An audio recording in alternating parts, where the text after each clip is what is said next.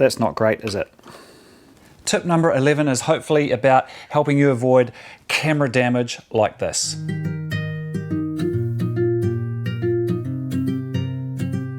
Hi, I'm Grant, and regular viewers to my channel may have seen or watched my top 10 tips for shooting better video series. I thought I'd continue on with that series now and tailor it a little bit more perhaps to technique and mistakes from recent jobs I'm doing and passing that information on to you. These may be technique tips or advice or my approach to how I shoot certain subject matters. Or like this tip number 11, passing on information from mistakes I've made, so hopefully it will not happen to you. So back to this. I would hazard a guess that between 30 and 50% of all physical camera damage that happens during shooting would happen when the camera falls off the tripod or the tripod gets knocked or blown over with the camera on it. This gear breakage happened to me shooting a motor racing event a couple of weekends ago.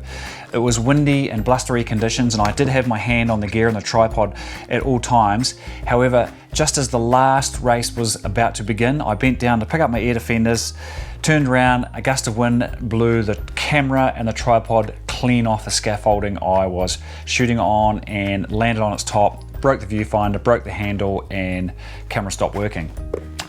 Not a good look. In my 20 years of shooting, I've only had 4 times where I've actually had camera breakage while operating. 2 of those times was when the camera fell off the tripod. So here's my top tips for avoiding the camera tripod death dive. The most obvious, make sure your tripod is set squarely and evenly.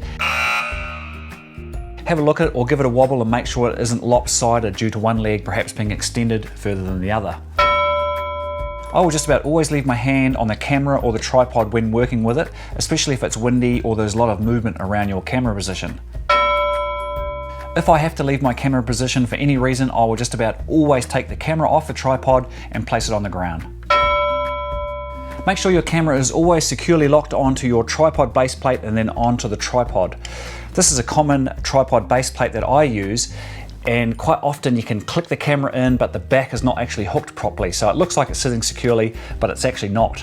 For example, I was on a multi-camera shoot here a couple of years ago, and when we had finished the shoot I had packed down my camera and camera position, and I was asked to go and pack down a Canon C300, which was a lock-off shot. I didn't put that camera on the tripod, but I offered to go and tidy it up and pick it up.